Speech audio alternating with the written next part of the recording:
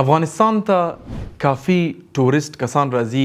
تیر کال 2200 کسان راغلي وو او زه په دې فکر یم چې دې کال ته دا انډسټري به ځي 15000 او 20000 همداسې دنه هم زیات. ورونو څوک هم چې افغانستان کې ژوند کوي که د دې انډسټري دپاره تاسو کار وکړئ دا به ډېر ښه وي. الحمدلله امارت لګیا دی لیکن فردي کسان ډیر څه کولی شي. فکر وکړه چې 20000 کسان راشي 20000 کسانو ته اتاق په کار دی، ډوډۍ په کار دی، موټر په کار دی، هر څه ته په کار دی. نو که هر یو کس فقط $2000 هم مصرف کی نو زمونږ جی ټي بي ته ډیر غټ کومک کوي. فکر وکړه ملیشیا، پاریس، لندن، دبای په ټوریزم باندې ولاړ دی. نو که څوک هم افغانستان غواړي سرمایه‌ګذاري وکړي نو د ټوریست انډسټري کې سرمایه‌ګذاري وکړي دا به ډیر زیات ښه وي. او عوام باید هم ماشاءالله ډیر ښه کمنټونه راځي، ډیر ښه مثبت فکرونه لري.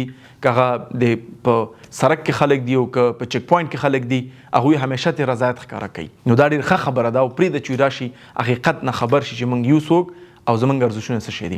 زما مشوره دا ده چې د ایر بی ان بی یا booking.com شارټ ټرم رینټل ډیر په اسانه تاسو په افغانستان کې اپارتمان نیولی شئ. کرایه ارزانه ده، جوړولی شئ په ایر بی ان بی او booking.com کې واچوئ.